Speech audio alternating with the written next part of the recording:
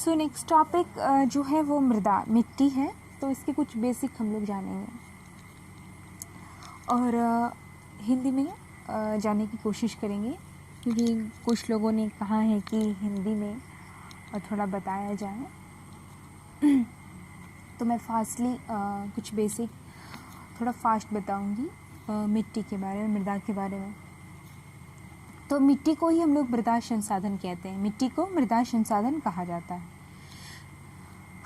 तो जो भी हम लोग जानते हैं मृदा का उपयोग क्या है, तो इसके बारे में भी जानेंगे, जैसे फसल की खेती वगैरह जो भी करते हैं, या पेड़ पौधे घास झाड़ियाँ उगाने में, गृह निर्माण में, मूर्तियाँ बनाने में, या फिर ईंटा वगैरह जो बनाते हैं, गमला बनाते हैं, खिलौना बनाते हैं, सुराही बनाते हैं, सुराही और घड़ा कपड़ा इत्यादि। ठीक है, तो सबसे पहले जो पौधा अपना भोजन एवं आवश्यक पोषक तत्व मिट्टी से ही प्राप्त करते हैं। चूँकि मिट्टी पृथ्वी के सबसे ऊपर परत है जिसको हम लोग मृदा कहते हैं, तो इस सतह में पेड़ पौधे की वृद्धि के लिए भी सबसे जरूरी खनिज तत्व, पोषक तत्व एवं चट्टानों के कण मौजूद होते हैं। और पोषक तत्वों के रूप में मृदा में ह्यूमस, वायु, जल एवं सूक्ष्म जीवाणु उपस्थित रहते हैं। मृदा निर्माण कैसे होता है? तो मौलिक चट्टान क्षेत्र की जलवायु, वनस्पति, सूक्ष्म जीवाणु, क्षेत्र की ऊंचाई, ढाल तथा समय का योगदान मृदा निर्माण में होता है। मृदा निर्माण में जो वहाँ उपस्थित मौलिक चट्टान, क्षेत्र की जलवायु, वनस्पति, सूक्ष्म जीवाणु, क्षेत्र की ऊंचाई, ढाल तथा समय का योगदान होता है। मृदा निर्माण प्रक्रिया में सबसे मौलिक चट्टानें टूटती है और टूटे हुए कणों के और महीन होने की प्रक्रिया अनवरत चलती रहती है। हजारों लाखों वर्षों के बाद वह चट्टानी टुकड़ा भौतिक, रासायनिक एवं जैविक ऋतुक्षरण से महीन कणों में बदल जाता है, और जिसे हम लोग मृदा कहते हैं। सामान्यतः 1 सेंटीमीटर मोटी सतह वाली मृदा के निर्माण में लगभग सैकड़ों हजारों वर्ष लग जाते हैं। ठीक है, तो सबसे पहले जानते हैं हम लोग जैविक एवं रासायनिक ऋतुक्षरण क्या है। तो पेड़ पौधे, जीव जंतु, मानवीय क्रियाओं तथा जल की प्रतिक्रिया से चट्टानों का टूटना एवं गलना रासायनिक ऋतुक्षरण कहलाता है। पेड़ पौधे, जीव जंतुओं, मानवीय क्रियाओं द्वारा तथा जल की प्रक्रिया से चट्टानों का टूटना एवं गलना ही रासायनिक ऋतुक्षरण कहलाता है। फिर है भौतिक ऋतुक्षरण क्या है? तापमान में उतार चढ़ाव, तुषार क्रिया एवं चट्टानी परतों के फैलने सिकुड़ने से चट्टानों का टूटना भौतिक ऋतुक्षरण कहलाता है। ठीक है, अब मृदा का जो स्तर है उसको हम लोग 4 स्तर में बांटेंगे। पहला स्तर अ, दूसरा स्तर ब, तीसरा स्तर स, या स्तर द। हम इसे स्तर ए, बी, सी, डी भी मान सकते हैं। तो स्तर ए में हमारा आता है ह्यूमस, या स्तर अ भी बोलते हैं, अ में ह्यूमस, एंड बी में बालू एवं पंख आता है, और तीसरा है स यानी सी, ऋतुक्षारित कण होता है इसमें, और चौथा है द यानी डी, मौलिक चट्टान। ओके, तो हम लोग जानेंगे इसके लेयर के बारे में कि पहला लेयर ह्यूमस, दूसरा बालू एवं पंख, तीसरा ऋतुक्षरित कण और मौलिक चट्टान। सबसे नीचे में मौलिक चट्टान, उससे थोड़ा ऊपर ऋतुक्षरित कण, उससे थोड़ा ऊपर बालू एवं पंख, और सबसे टॉप में ह्यूमस। ठीक है, तो मृदा निर्माण की प्रक्रिया काफ़ी लंबी में पूरी होती है। इस दौरान मृदा के 3 स्तर तैयार हो जाते हैं, जैसे हम लोग अ, ब, स या ए, बी, सी के स्तर भी अभी बताए हैं कि उसको हम लोग निर्धारित करते हैं।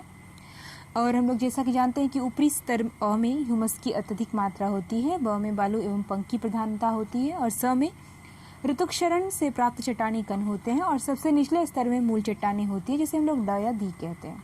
ओके, अब लोग जानेंगे मृदा के प्रकार, मिट्टी के प्रकार के बारे में। तो मृदा निर्माण के कारकों में स्थानीय भिन्नता के कारण सभी एक जगह की मृदा नहीं, सभी जगह एक तरह की मृदा नहीं पाई जाती है, इसलिए हम लोग मृदा का क्या करते हैं, वर्गीकरण कर लेते हैं, क्लासिफिकेशन कर लेते हैं। तो पहला है उर्वरता के आधार पर मृदा, दूसरा है गठन या संरचना, तीसरा है रंग के आधार पर। मृदा के प्रकार, पहला उर्वरता के आधार पर, दूसरा गठन या संरचना, तीसरा है रंग के आधार पर। तो उर्वरता, इस आधार पर मृदा को उर्वर या अनुवर यानी बंजर 2 भागों में बांटते हैं, और उर्वर मृदा उपजाऊ होती है, जबकि अनुवर मृदा में उपजाऊपन कम होता है। नदी घाटी क्षेत्रों की मृदा उर्वर तथा पहाड़ी एवं मरुस्थलीय क्षेत्रों की मृदा अनुवर होती है। नेक्स्ट वन जो हमारा है वो है गठन या संरचना। तो गठन या संरचना के आधार पर मृदा को बालुई मिट्टी या बालुवी मृदा, चिकनी मृदा एवं दोमट मृदा में बांटा गया है। बालुवी मृदा में बालू और क्ले दोनों होता है और इसमें बालू का अंश अधिक होता है। चिकनी मृदा में क्ले की अधिक प्रधानता होती है और जबकि दोमट मृदा जो मृदा होती है उसमें बालू एवं क्ले का मिश्रण लगभग में समान रेशियो में होता है। रंग के आधार पर, इस आधार पर मिट्टी को हम लोग लाल मृदा, काली मृदा, भूरी मृदा और बादामी मृदा में इसको बांटे हैं। तो गठन के आधार पर हम लोग इस प्रकार से देख लिए हैं कि उर्वरता के आधार पर, गठन या संरचना, और तीसरा है रंग के आधार पर। तो मृदा के प्रकार को हम लोग एक बार फिर से नोटिस कर लेते हैं। पहला है उर्वरता का आधार, दूसरा है गठन या संरचना का आधार, तीसरा है रंग के आधार। तो उर्वरता के आधार पर दो है, उर्वर और अनुवर, यानी अनु उर्वर, दैट मीन्स जो एक फर्टाइल और एक फर्टाइल नहीं है। गठन या संरचना के आधार पर चार है, बालुई, चिकनी, दोमट और बादामी। और रंग के आधार पर तीन है, लाल, काली मृदा और भूरी। भारत में मृदा, क्योंकि हमारा देश तो बहुत विशाल है तो फिर सभी प्रकार की मृदा यहाँ पाई जाती होगी। तो जो भी भारत में जलोढ़ मृदा, काली मृदा, लाल मृदा, पीली मृदा, लेटराइट मृदा, मरुस्थलीय मृदा एवं पर्वतीय मृदा पाई जाती है। जलोढ़ मृदा देश के सभी नदी घाटियों में पाई जाती है। उत्तर भारत का विशाल मैदान पूर्णतः जलोढ़ निर्मित है और नवीन जलोढ़ को खादर एवं पुरान जलोढ़ को बांगर कहते हैं। जलोढ़ मृदा चावल, गेहूं, मक्का, गन्ना एवं दलहन फसलों के लिए उपयुक्त है। काली मृदा एल्यूमिनियम, लोहा, यौगिक की उपस्थिति के कारण काली होती है और यह मृदा कपास की खेती के लिए काफ़ी अच्छी होती है। महाराष्ट्र, गुजरात, कर्नाटक, आंध्र प्रदेश तथा तमिलनाडु राज्यों में यह मृदा पाई जाती है।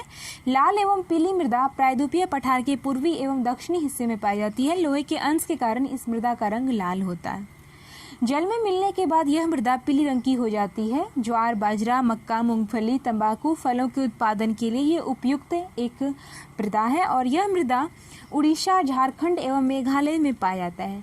लेटराइट मृदा का निर्माण निक्षालन की प्रक्रिया से होता है और यह मृदा केरल, कर्नाटक, तमिलनाडु राज्यों में मिलती है।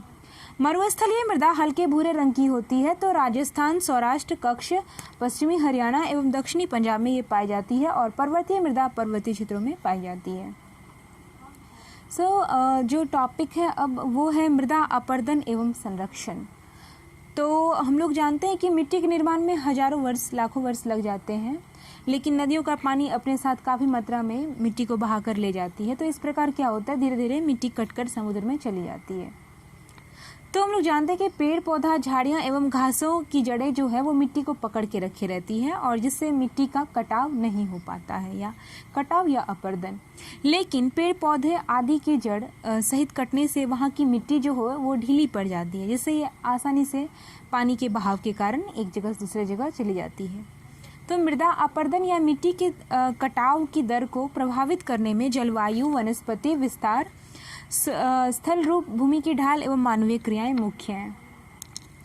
वनों की कटाई, पशुचारण, आकस्मिक तेज वर्षा, तेज पवनें, अवैज्ञानिक कृषि पद्धति तथा बाढ़ के प्रभाव से मृदा का अपरदन ज़्यादा होता है। तेज हवा या पानी से मिट्टी का कटाव हो जाता है या मैदान या चौरस क्षेत्रों में काफ़ी कटाव होता है, जबकि उबड़ खाबड़ क्षेत्रों में क्षुद्र नालिका एवं अवनालिका अवर्धन होता है। क्षुद्र नालिका या अवनालिका अपरदन होता है। मृदा अपरदन के कारण मृदा के भौतिक या मौलिक गुणों एवं उर्वरता की कमी आने लगती है और इसका असर फसलों, फलों एवं साग सब्जियों पर उत्पादन पर प्रभाव इसका पड़ता है। इसलिए मृदा संरक्षण के उपायों को उकसाना ज़रूरी है, इसको अपनाना भी ज़रूरी है। मृदा संरक्षण के लिए हमें निम्न उपाय करना चाहिए। पहला उपाय है पर्वतीय क्षेत्रों में समुच्चयरेखी खेती करना। दूसरा है पर्वतीय ढलानों पर वृक्षारोपण करना। तीसरा है बंजर भूमि पर घास लगाना। चौथा है फसल चक्रीय तकनीक को अपनाना। पांचवा है खेती के वैज्ञानिक तकनीक को अपनाना और छठा है जैविक खाद का उपयोग करना। अब मृदा अपरदन है क्या? प्राकृतिक या मानवीय कारणों से मिट्टी का परत जो होता है वो बह करके एक स्थान से दूसरे स्थान पर चला जाता है, इसे हम लोग क्या कहते हैं? अपरदन कहते हैं। हाँ, तो नेक्स्ट है हमारा कि मृदा एक महत्वपूर्ण संसाधन तो है ही और इसके किस प्रकार संरक्षण करना है उसको हम लोग जान चुके हैं। अब आता है हमारा जल संसाधन। तो हम लोग जानते हैं जैसे नदी तालाब से देखते हैं और जैसा कि नदी तालाब में कूदना, बड़ा अच्छा लगता है। बरसात में कितना पानी नदी में नज़र आता है और गर्मी में नहीं होता है, ये सब भी देखने को मिलता है।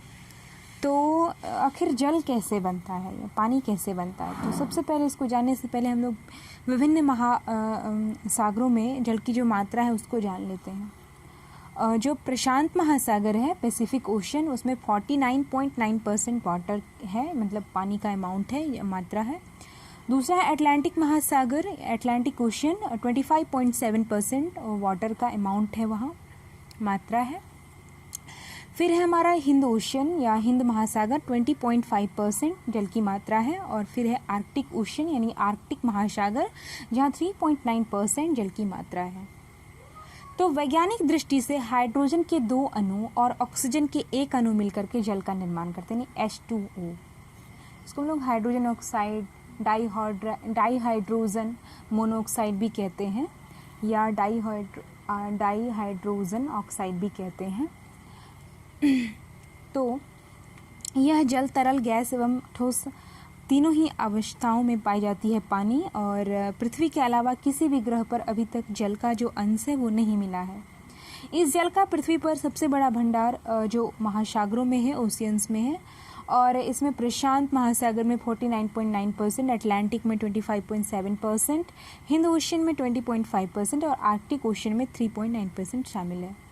इन महासागरियों का पानी नमीकरण या खारा होता है। इन महासागरों का पानी जो सामान्य उपयोग के लायक है ही नहीं। स्थलीय भाग पर पाए जाने वाले मीठे जल का ही हम उपयोग करते हैं, और ये जल नदी, झील, तालाब एवं हैंडपंप सबसे प्राप्त होता है हमें। अब हम लोग जल का उपयोग क्या करें, कैसे क्या करें? तो हम लोग जानते हैं कि जैसा कि हम लोग अपने डेली रूटीन में वॉशिंग में, या फिर घर की सफाई करना हो, या फिर वॉशरूम जाना है, या फिर खाना बनाना है, प्लांट में जो भी वाटरिंग करना है, या एग्रीकल्चर में यूज़ करना है, नहाना है, ब्रश करना है, और या फ्रेश होना है, तो ये सब में हम लोग पानी का यूज़ करते हैं। इसके अलावा भी हम लोग जो है व्यावसायिक प्रतिष्ठानों तथा जो भी हम लोग फैक्ट्रीज़ वगैरह में भी पानी का काफ़ी उपयोग होता है। इसके अलावा व्यावसायिक दृष्टि से कुछ ऐसे उद्योग हैं जो जल पर ही निर्भर हैं, और जैसे रसायन उद्योग एवं बोतल बंद मिनरल वाटर का जो भी हम लोग पीते हैं पानी, जैसे डाब हो गया, रेल नीर वगैरह हो गया, या फिर जल हो गया, ये मिनरल वाटर वगैरह का उपयोग करते हैं। जो भी इसका इंडस्ट्रीज़ वगैरह है या कारखाना है जो मिनरल वाटर को तैयार करता है, तो इन सब में भी इसका उपयोग होता है। उसके अलावा आग को बुझाने के लिए भी हम लोग वाटर का उपयोग करते हैं, पानी का उपयोग करते हैं। इसके अतिरिक्त महासागरीय जल का उपयोग जल चक्र से संबंधित है, और समुद्र मार्ग के द्वारा अंतर्राष्ट्रीय व्यापार भी हम लोग करते हैं। तो अब है वाटर सर्किल, जल सर्किल यानी जल चक्र। तो ये एक ऐसा सर्किल है जिसमें महासागरों का जल वाष्पीकृत होकर के वायुमंडल में चला जाता है।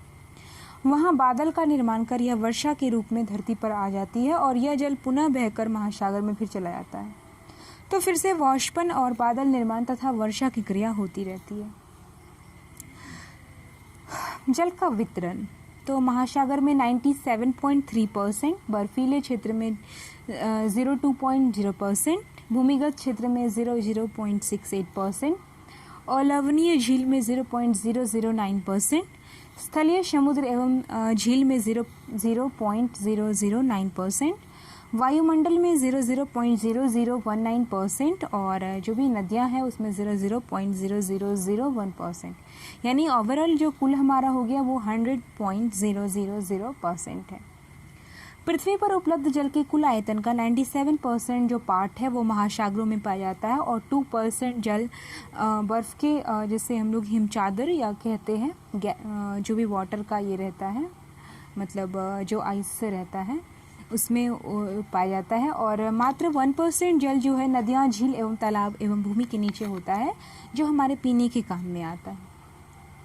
पृथ्वी पर जल की अधिकता के कारण ही इसे जलीय ग्रह भी कहते हैं, और इस प्रकार पृथ्वी के उत्तरी गोलार्ध में स्थल तथा दक्षिणी गोलार्ध में जल की अधिकता है। भारत में जल संसाधन का वितरण काफ़ी असमान है, और भारत में विश्व की लगभग 16% जनसंख्या निवास करती है। इसके लिए विश्व का लगभग 4% जल ही प्योर है, जो हम लोग पी सकते हैं। और हमारे देश में नदियों का जाल है, इसमें ब्रह्मपुत्र नदी सर्वाधिक वार्षिक जल का जो प्रवाह है उसमें सबसे ज़्यादा उसी का है, ब्रह्मपुत्र का, रिवर का। अब है हमारा कि जो हमारा पानी पीने के लिए दूर दूर से हम लोग पानी ढो के लाते हैं, आखिर क्या ऐसा प्रॉब्लम है? जबकि भारत को हम लोग नदियों का जाल कहते हैं, फिर भी पानी की कमी है, जल की कमी है।